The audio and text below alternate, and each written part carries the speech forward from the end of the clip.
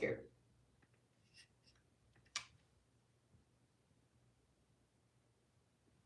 Okay, this might be better. Because I got one chat. Please tell me you're lying. Please tell me you're lying.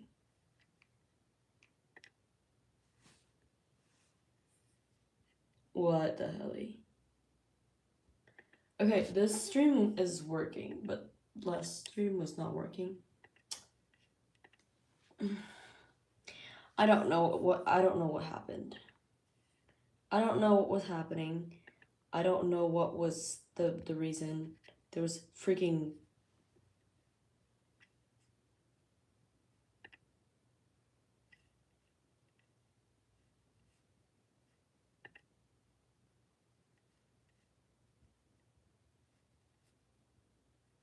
there was like 14 people on there. I was freaking out. I was like, I'm sorry. That's not me. Usually there's nobody, like 1-2 people that watch my streams, not 13. I don't know what type of algorithm boosted it all the way up to the front, but I think we are back in the back like we're supposed to be now. So I don't know why it locked. Can I stop doing that? I don't like that. Can I really wanted to make it horizontal, but whatever. Yeah, I don't like a lot of attention. So, I mean I do, but I'm like, the stream is not for, it was not for attention.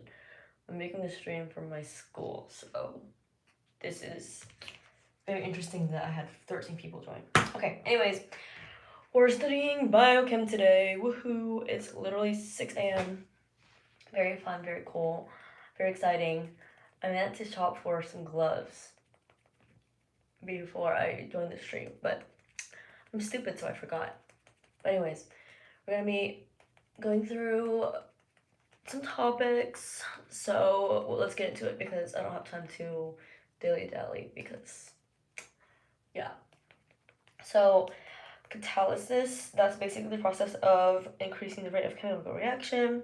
So it is done at the area of these enzyme active sites. So, oh my god, thank you. I have literally no makeup on, but okay. I'm reviewing for my exam.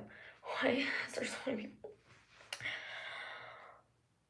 Okay, anyways, so chymotrypsin, for example, it cleaves peptide bonds, so that's what's gonna help, I guess, with the reaction. And then cofactors are basically proteins that help with catalysis. So again, like the increasing rates or whatever. Hold on, give me a second. Okay. And then what else? So there's three types coenzymes. There's metal ion and metallocoenzymes. So coenzymes are derived from vitamins usually, and they carry either electrons, atoms, or functional groups. And then metal ions are they can either be magnesium, zinc, or iron. I forgot all my OChem. Anyways, so both of these have like a positive charge, so what they're gonna do is attract electrons. I did not know there's gonna be so many people watching, but okay. And then metallocoenzymes are basically, there's like coenzymes that are mixed with the like metal ions. So there's Fe heme in the blood, and basically it will help bind with oxygen and electrons. So yeah, that's that. So there's two types of coenzymes. There's activation transfer coenzymes, and then there's oxidation reduction coenzymes. So what they do is completely different. So there's more activation transfer coenzymes than oxidation reduction. So what activation transfer coenzymes do is they have like a specific chemical group, so they will bind to the enzyme itself, and then it'll form covalent bonds with the substrate to increase that reaction rate. And then it depends on the enzyme for additional specificity and of the substrate and additional catalytic power. I purposefully stopped the stream so I could turn it on this phone because my laptop wasn't working. And now there's still people in there, like freaking out. Not used to people watching my reels, or not my reels, my my lives. This is just very unusual to me. What is the YouTube algorithm doing today? Anyways, there is 1, 2, 3, 4, 5 examples that we need to talk about when we're talking about activation transfer coenzymes. So first we're talking about thiamine pyrophosphate, TPP. It's from vitamin B1, and it has a carbocation that is stabilized after loading with or bonding with a substrate. So that's what helps with it. And then it transfers aldehyde groups. And then coenzyme A, you can shorten it to CoA. It forms from B5 or pantothenic acid, and it forms thioester bonds with acyl groups. Biotin is from B7. It transfers carbon dioxide. And then pyridoxal phosphate is PLP. It's from B6 or pyridoxine, and it transfers NH3+. And then lipoic acid is not from vitamins, but they transfer acyl groups and swings between oxidative and reductive states. Now we're going to move on. Speaking of oxidation reduction, we're moving on to the different types of oxidation reduction cofactors. So there's 2 of them. Basically, they do not form covalent bonds with a substrate, but they undergo reversible oxidation and reduction reactions, and they work in anabolism and catabolism. So a good example of that would be nicotinamide adenine dinucleotide, so that's NAD+. It'll be formed from B3 or niacin, and it accepts 2 electrons and 1 hydrogen. Another example would be flavin-adenine dinucleotide, FAD. This is formed from B2 or riboflavin. I don't know how to pronounce that. But it accepts 2 electrons and 2 hydrogens. So basically, the reaction for NAD plus would be NAD plus 2 electrons plus 1 hydrogen equals NADH. And then FAD would be FAD plus 2 electrons plus 2 hydrogens equals FADH2. And I also drew this with like a lot of I don't know what to say, but those are all of the coenzymes. Okay, we're moving on to free energy, which I hate because physics class is eating me up right now, and I don't like physics. Why do I have to do that? But whatever. I feel like an influencer because I have people watching my stream. I usually don't have people watching my stream. Like, so unused to it. Anyways, free energy. So we have bioenergetics, which is the study of cellular energy transformations, and then you have so basically this is like study of like how energy transfers, so like potential to kinetic and also back to potential and whatnot. And then thermodynamics is the study of energetics of chemical reactions. So the first law is obviously the law of conservation of energy. Basically means the total energy in the system is conserved. And then second law is basically that entropy tends to increase, so a lot of the favorable reactions tend to fall into more disorder, just because the world likes to be chaotic for no reason. Or like there's a reason, there's a law apparently. So it's illegal to have order, and you need to obey the laws and just increase the entropy whenever you can. So direction of a reaction basically will depend on enthalpy, which is the change in heat, and then entropy, which is the change in disorder.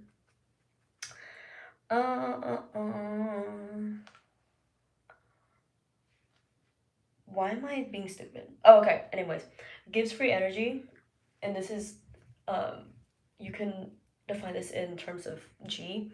So this is the portion of the total energy of a system that is available to do work. So it predicts the direction of a reaction, but doesn't really say anything about rate. So the formula for that would be change in G equals change in H minus T times change in S. So that would be the Gibbs free energy will be equal to heat change and then minus, I'm assuming that's temperature, times change in entropy. It's either time or temperature.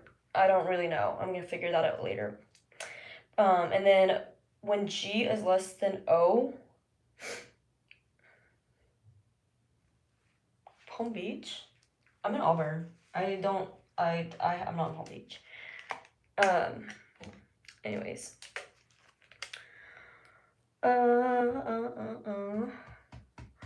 When G is negative, it means the reaction is favorable and exergonic and as well as exothermic. And then when G is positive, that's the complete opposite. So it's unfavorable, endergonic, and endothermic. And then when G equals O, it just basically means the system is at equilibrium.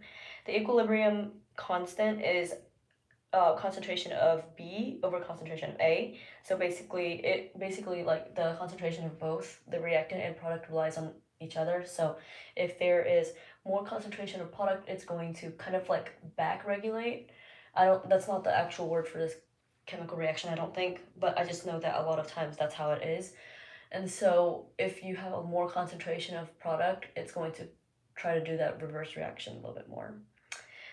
Anyways, so the rate will be equal to negative change in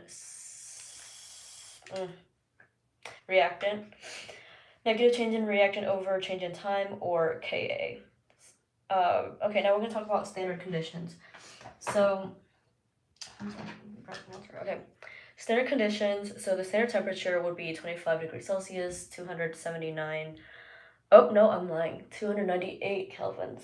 And then pressure is 1 atm, which is atmospheric pressure. And then concentration is 1 mole over liter. So that's basically standard conditions.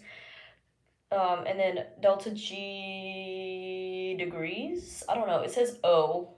I don't know how to say that, like verbalize that, but I know. So anyways, that's standard free energy. So the equation for that, the equation of the total standard free energy would be delta GO plus RT times ln KEQ.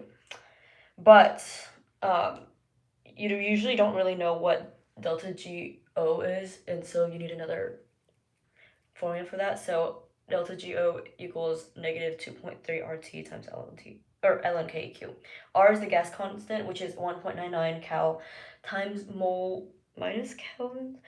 I don't really know those units. That's actually crazy. I need to do that before the exam tomorrow.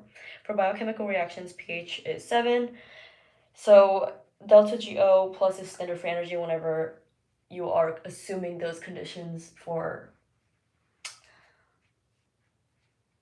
like biological conditions, like biochemical conditions. So yes, basically if you are given a problem, you calculate the delta GO first and then you add that to that equation, the total equation that I gave. There's not always standard reactions, so I'm freaking out. What? Where did I put my bronzer? Okay. So there's not always like standard physiological condition reactions. So an example for that would be fructose 1,6-biphosphate. So when treated with allulose, it's going to turn into two different things. So it could turn into DHAP, which is favored under standard conditions. The delta G would be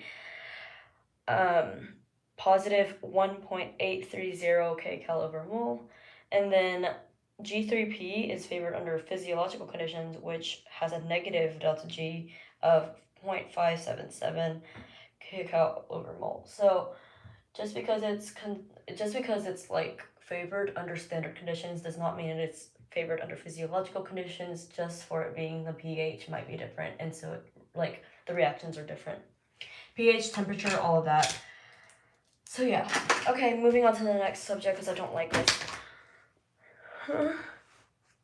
Okay. When we're talking about ATP and energy and like reduction potentials, so the free energy of couple reactions is additive. Basically, this means is if you have like a thermodynamically unfavored reaction and it is treated, I don't want to say treated, it's paired with a similar reaction that would pair well with it, and they both react, and the other reaction is thermodynamically favored, then that's just perfect because it'll just balance out. So, for example, if you have a positive delta G, which we don't want, and then you have a reaction with a very strong negative delta G, it'll balance out to have like a mild delta G, if that makes sense. My eczema's flaring up. I can already tell because.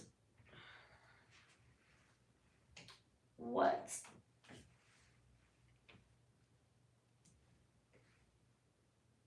What?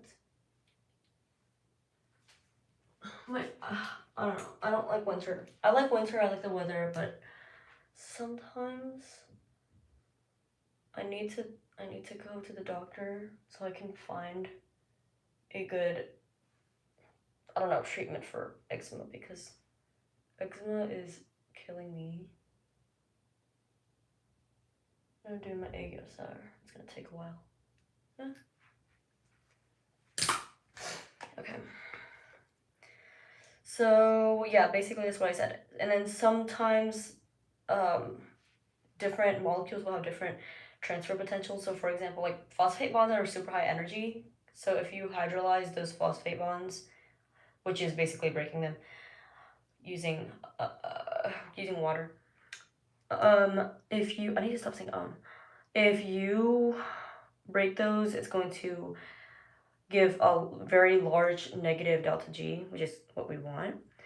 So different molecules have a different transfer potential. So for example, ATP is a super great example of that because it can donate and it can also like receive phosphate. So yeah, for ATP hydrolysis, if you're okay, so if you have diarrhea, I cannot help you with that. Unfortunately, I'm not a doctor yet. So stay tuned. You have about 4 years until I become an official doctor. I can probably help you with that. But as of right now, I can't tell you to do much because I haven't started my official studies. But I have my official studies start in the fall. So I can help you with diarrhea after that. I'm in Alabama, where are you? I'm in Alabama too. Anyways. Couple reaction. Okay, so there's 2 types of couple reactions we're gonna talk about right now. Let me see. Okay, so first we're gonna talk about glucose phosphorylation, sorry, and then ATP hydrolysis. So glucose phosphorylation was basically glucose plus phosphate equals G6P plus water, and that has a positive delta G, and then the hydrolysis of ATP is basically ATP plus water equals ADP plus phosphate. So if you put them both together, it's going to be glucose plus ATP equals G6P plus ADP. So together they're going to have a negative 4 kcal per mole delta G. ATP is basically the most commonly used compound with high phosphate transfer potential. PEP and creatine phosphate also have enough energy to synthesize ATP. However, it can be synthesized from this like a lot of different reactions. So it can be used to synthesize G6P and similar compounds, like we discussed in that previous. Oh, I'm so sorry. I did not. Maybe I need to learn how to stop diarrhea now. Honestly, you have something called Google and ChatGPT. Really great resources. So I would definitely recommend that. I don't know why you would be going to me. I'm literally studying for my exam. I can tell you probably like the entropy of a chemical reaction right now. And also got 4 years to study that. You have 20 minutes to figure out your diarrhea. So, and I don't have diarrhea, so I can't relate. So if I do have diarrhea, if I were to figure it out, I'd probably be able to figure it out in less than 20 minutes. So you have 20 minutes to do that. I have 4 years. Make of that information what you will. I'm going to keep studying for my exam. So formation of ATP coupled reaction between PEP and ADP. So we talked about forming ATP from the PEP complex or whatever, phosphoenolpyruvate. So the reaction of that, so you're gonna hydrolyze PEP, so PEP turns into pyruvate and phosphorus or phosphate, and then ADP is phosphorylized, so ADP plus phosphorus. I keep saying phosphorus is phosphate equals ATP. So together again, they're gonna have a negative entropy, Gibbs free energy. I don't know, delta G, whatever. So it's gonna be negative 7.5 kcal per mole. Anyways, I don't know if it's common knowledge, but it's not common knowledge for me because I don't get diarrhea. I've never gotten diarrhea in my entire life. Stop making that sound. Anyways, I have only gotten constipation, and why are we discussing this in my chat? But okay. Synthesis. You can resynthesize ATP from ADP using adenylate kinase. So if you put two ADPs together and then you put that enzyme in, you get ATP and AMP, which is really great because you need that. Because if you don't synthesize ATP, you won't be able to basically live, because that creates heat and then also regulates a lot of the food metabolism in your body. So yeah, anyways, you can also generate ATP from fuel oxidation from substrate level or oxidative phosphorylation. Redox reactions will assist in energy transfer from fuels through oxidative phosphorylation. So basically what that involves is an oxidant, and then you put electrons to it, so then it'll turn into a reductant. So for example, NAD plus 2E plus 1H equals NADH. Same thing for FAD. Carbs, fats, and proteins are oxidized, and energy from chemical bonds are transformed into the reduction state of electrons accepting coenzymes. So basically what we just said. You get NAD plus and FAD from food, and then it turns into NADH and FADH2, which are basically functional and donate electrons to oxygen in the electron transfer chain, basically called ETS for ATP generation. Cool. Now we're talking about reduction potential. I'm confused. Why are people watching my streams? I used to have nobody watch my streams, and I thought that was a normal thing. Maybe it was normal now, like it's boosting me for some reason. And I haven't posted a video in a while, so I don't know why. I don't know why I'm being boosted. Maybe somebody accidentally logged into my YouTube account and like is paying for like extra boosts or something. I don't know. But so reduction potential is E in volts, EO, I guess. Energy change when a compound accepts electrons or it becomes reduced, minus energy change when a compound donates electrons and is oxidized. So kind of like that's the reduction potential basically. Like, can you reduce? And if it's negative, then you cannot reduce. If it's positive, it means it is a good compound to reduce. Oh wait, hold on. Watch this. This is important.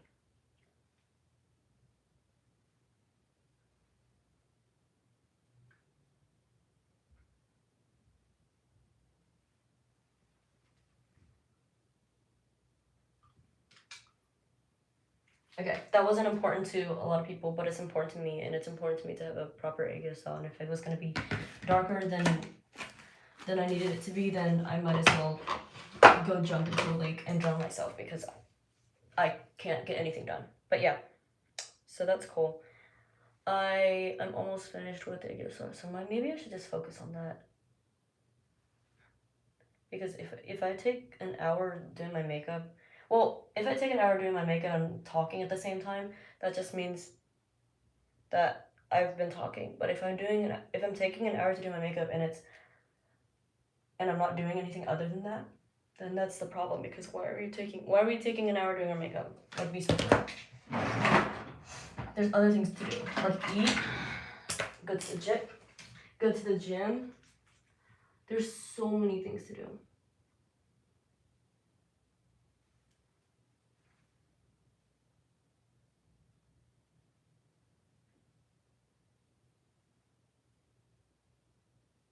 The silence is deafening. It's because I can't keep my mouth shut. Okay, and then I don't like the way my lips look, so I might fix that. Or do I fix my top lid? I'm gonna fix my top lid first.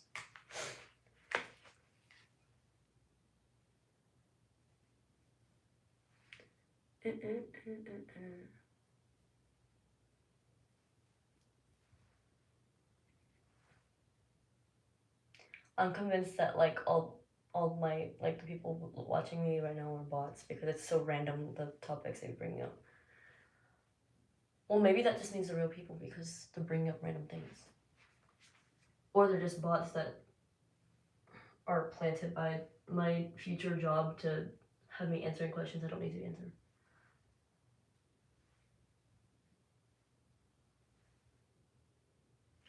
Okay, I like the way it looks. Cool. Now we're done with this, and then I'm going to do my gift star one more time.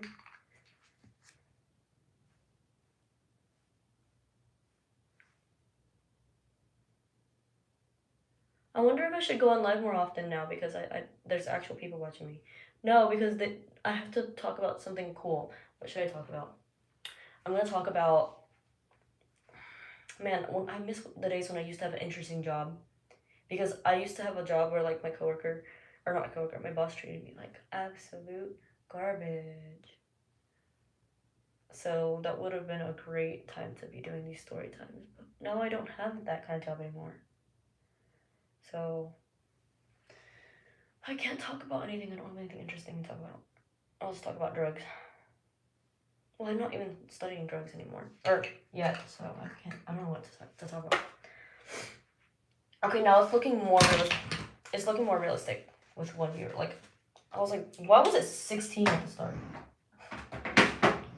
Like, who was trying to watch a stream about biochemistry? Anyways, okay, here we go. We already talked about that. Okay, so basically delta E is the difference in reduction potentials of oxidative reductive pair and energy for oxidative phosphor. I'm not gonna change my clothes right now because this is getting uncomfortable. It's getting colder, so it's like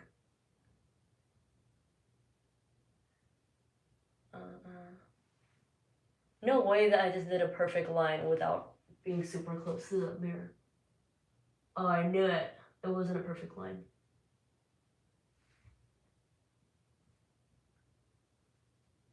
I was about to say how convenient.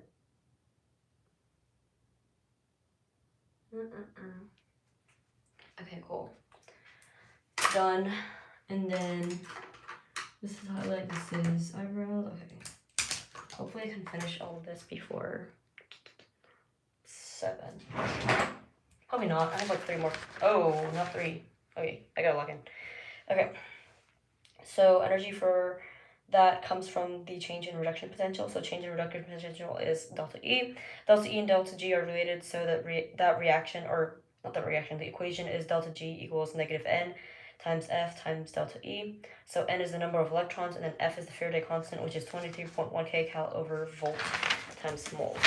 Okay, cool. Reduction potential example would be NADH, oxidation by molecular oxygen. So oxygen is the best electron acceptor because it has like the largest positive reduction potential, and then electrons will flow from the pair with the more negative delta E, or sorry, not delta E, more negative reduction potential to the positive, obviously.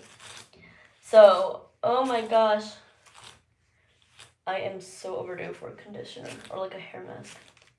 Your hair is not supposed to be this hard to brush. I don't have a hair mask. Forgot I was broke for a second.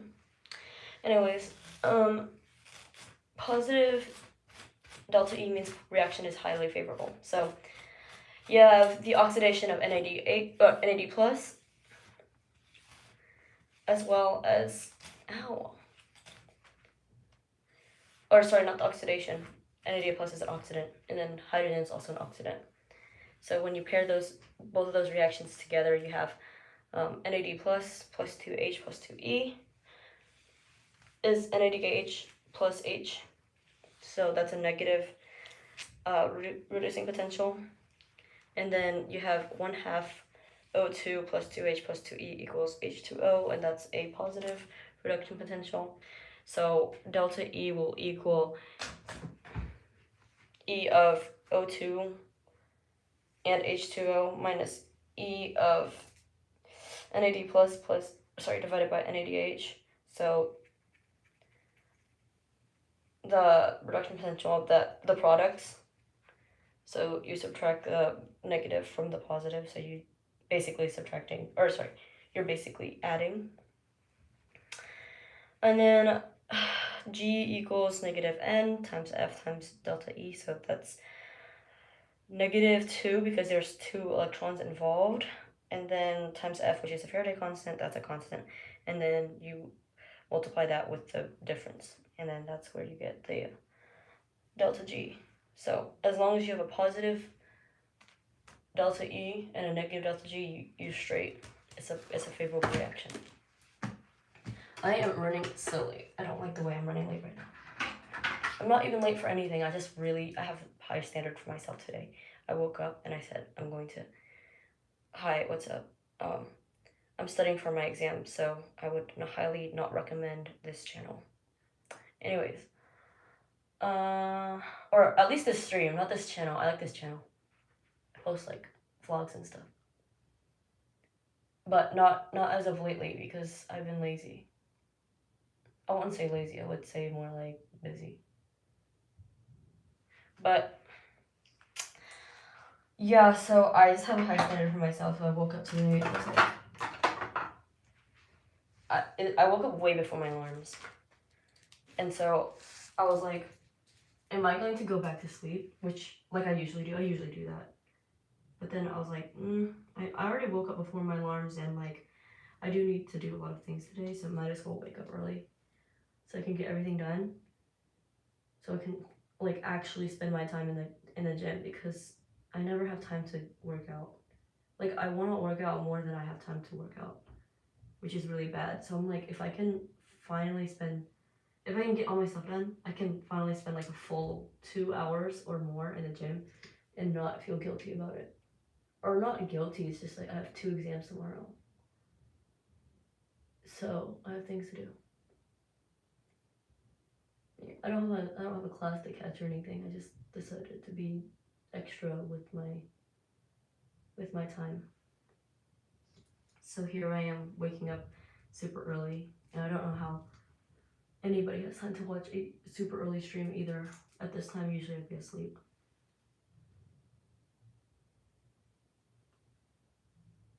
I need to start streaming on a different YouTube account, because if people are gonna be watching, it's gonna distract me.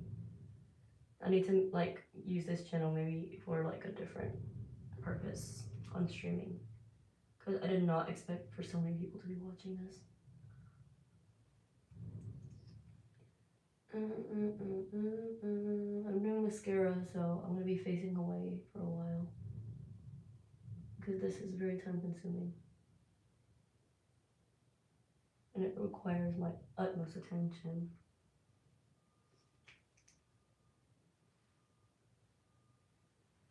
I need to get a like 2 first names.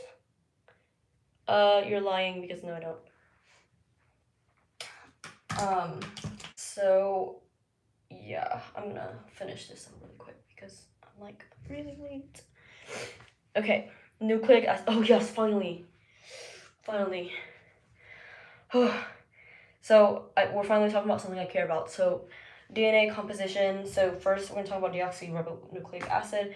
It's gonna be DNA, and it's located in the nucleus and small amounts in mitochondria packed into chromosomes. That's just super great. And basically what is comprised of is, oh my gosh, my nail is breaking off. Is my next set gonna be $200 as well? Probably not. I just decided to be extra for Halloween. I'm not even doing anything for Halloween. But I'm like, I've already started designing my next set, which is going to be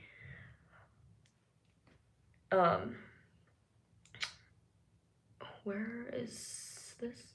Oh yeah, it's going to be inspired by Hotel de Luna. It's going to be like a blue aquamarine set, It's going to be so pretty. I designed all of my nails, so it's going to be a sight to behold for sure. But they're expensive.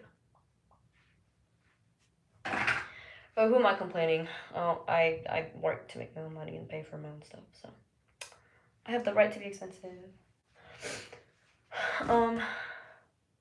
Okay, so they're made of deoxyribose sugar, purines, which include adenine and guanine. I don't know where I got guanosine from. And then pyrimidines, which is thymine or cytosine.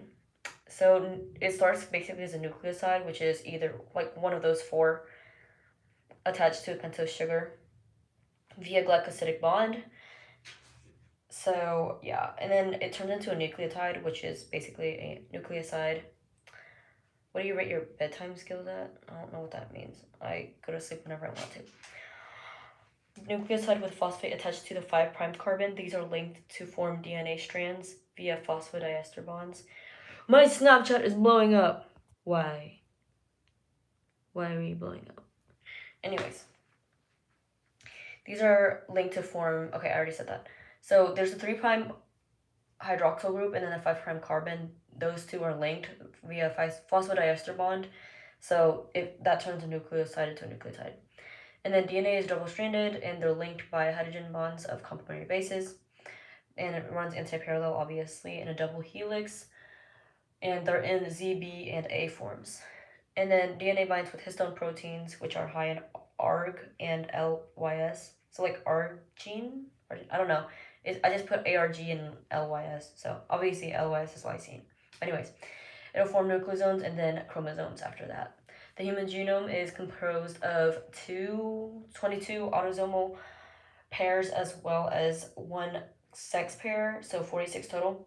And the sex cells only have one copy of each chromosome, which means that they're haploid. And genes are the hereditary unit. Next thing we'll talk about ribonucleic acid or RNA is similar to DNA with 3 to 5 phosphodiester bonds for nucleotides, but has ribose sugar. And also uracil instead of thymine. And it's found in nucleus and cytosol and single-stranded and has 3 megatypes: mRNA, tRNA, and RNA. Moving on to replication transcription. So DNA replication is semi-conservative. It is on both strands simultaneously by a DNA polymerase. It covers the nucleus with mitosis for cell division and meiosis for sex cells. And then each single DNA strand can give rise to 2 new DNA strands, and it occurs to 5 to 3 direction, obviously, like all the time. Okay. And then we'll talk about transcription. It's basically RNA from DNA done by RNA polymerase, so it generates a single strand RNA, obviously, again. So it starts with initiation, which means the polymerase will bind to the promoter region and recognizes the start codon. The elongation, which is basically 5' processing. And then basically what that means is the methyl group is added onto guanosine to create a 7-methyl guanosine cap. And termination is when the stop codon is recognized and therefore releases the RNA transcript, and processing involves including that polya tail. That is the wrong girl for that. Oh my gosh. Let's do this. So yeah, the polya tail is added to the very end of that completed RNA strand. So that would be the post-transcriptional processing. And then synthesis of mRNA, so basically a immature, I think it's called hnRNA. An immature RNA will not have like pure material. I've been in school for 4 years. I have 4 more years. So yeah, and it's not going to have pure material. It's going to have introns and exons. Exons, I think it's called. Or is it extrons? Oh yeah, it's exons. So those exons you want to keep because they code for actual proteins, but introns are just random things in between. So like, let's just say it's like a sentence and you have like a lot of different in between each word that you want to read, you have a lot of nonsense. So oh, my highlighter looking weird. Is it because of the way I put it on? It's like clumping up. Maybe it's the stick that I've been using. I don't like that. Maybe it's like the combination of stick and like powder. That's like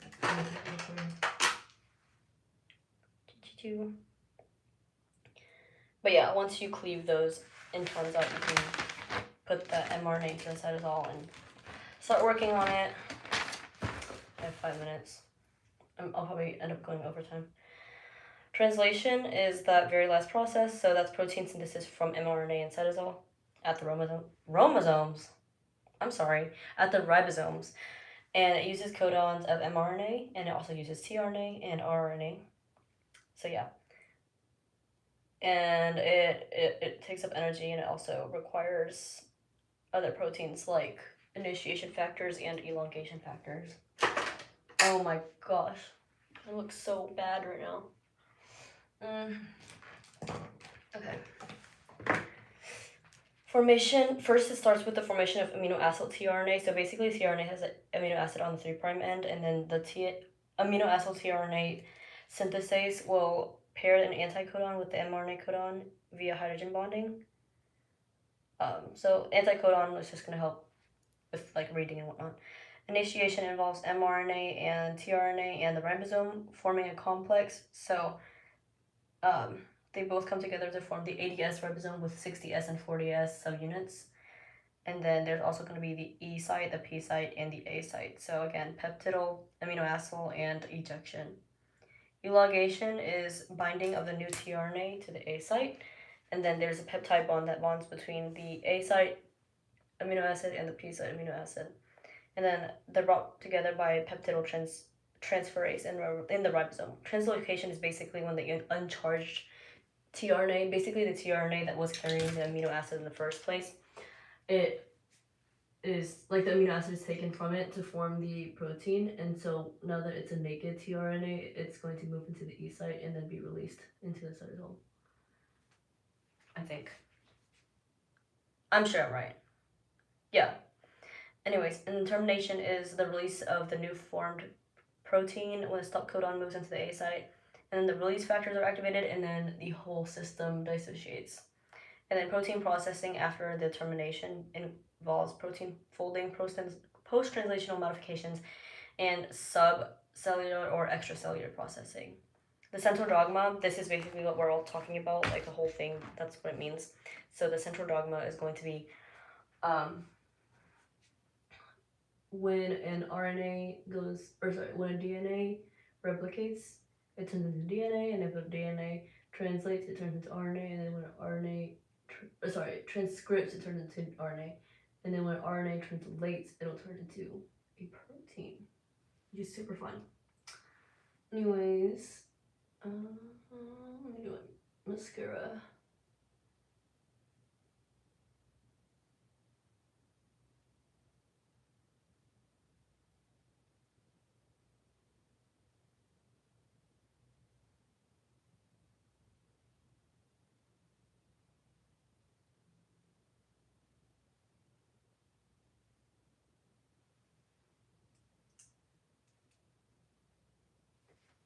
Okay. Now let's talk about carbohydrates really quick. Make up most of organic matter on Earth, so it includes energy storage, metabolic. What the hell? Okay. Whatever. Make up most of organic matter on Earth again, and a structural framework for our DNA, RNA, metabolic intermediates, and also is a good source of fuel. I'm gonna do my. Hold on.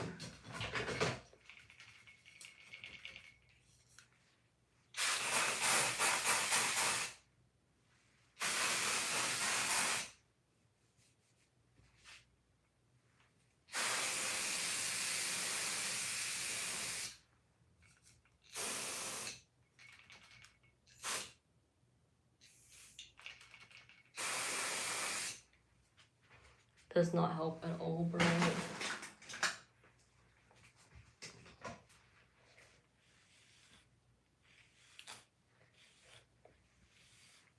So unkind.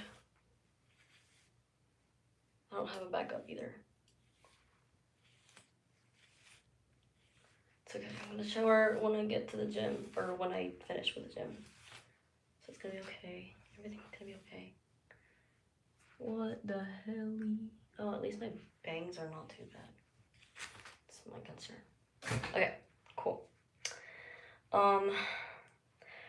Simple carbs involve monosaccharides and disaccharides. So monosaccharides follow the CnH2nOn formula. So it's going to be a linear chain of 3. Is that a mosquito I see? Where are you? Where are you? Dude, I just saw it. Anyways. Yeah, and so examples would be fructose, glucose, and galactose. So fructose is fruit sugar, glucose is blood sugar, and galactose is part of milk. And then disaccharides are linked by O-glycosidic bonds, which means it's like OH bond to OH. Lactose has a beta 1,4 bond, sucrose has a alpha 1,2 bond, and maltose is an alpha 1,4 bond. So yeah, maltose is basically glucose plus glucose, sucrose is glucose plus fructose, and lactose is glucose plus galactose. Complex carbs and polysaccharides are made of many sugars, so they can either be linear, like starches in plants. There's two types. So like amylose is linear, so it only has alpha 1,4 bonds, or complex carbs can also be branched, like amylopectin and glycogen in humans. So amylopectin is both alpha 1,4 and alpha 1,6 bonds. And then, but yeah, amylose and amylopectin are both starches in plants. Linear polysaccharides are structurally rigid and insoluble in water, and then branched are the complete opposite. Oligosaccharides are made of 3 to 12 monosaccharides. Why does my hair keep looking this way? Okay. Stereoisomers are the same chemical formula but different in configuration. So D sugars they have like the hydroxyl on the right, and then L sugars have hydroxyl on the left. And then epimers are stereoisomers that differ in the position of the OH group of only one of their chiral carbons. And then monosaccharides exist in solutions as a ring structure. Starts when the carbonyl groups react with the hydroxyl group in the same exact molecule. It forms a 5 or 6 membered ring. A new chiral carbon appears called the anomeric carbon. In the original carbonyl carbon, which is like C1 and glucose and C2 and fructose, becomes bonded to 2 oxygens, which makes it a new type of carbon. Anomers are isomers that differ only in the configuration around the anomeric carbon, and then the alpha anomer has the anomeric hydroxyl below the ring, and then beta has it above the ring. When it's below the ring, it is opposite, or sorry, in both cases, it's going to be opposite of the CH2OH methyl hydroxide on the other side. For example, D-glucose will turn to hemiacetal, which turns into alpha D-glycopyranose, or beta D-glucopyranose. D-fructose will turn to hemiketal, which turns into alpha D-fructofuranose. In that first situation, the alpha or beta D-glucopyranose will turn to pyran, which is like a 6-membered ring with oxygen in the middle. And then furan, on the second situation, it's going to be a 5-membered ring with a O in the middle. Glycosidic bonds are interaction of OH with OH for O-glycosidic bonds, and then OH and NH for N-glycosidic bonds. They can either be alpha or beta. Oxidized sugars involved basically oxidation at the aldehyde to form an acid. So you have glucuronate and then gluconate. And then reduced sugars at the aldehyde include polyols. So, for example, sorbitol. And now we're moving on to metabolism. So, oh my gosh, 5 minutes late.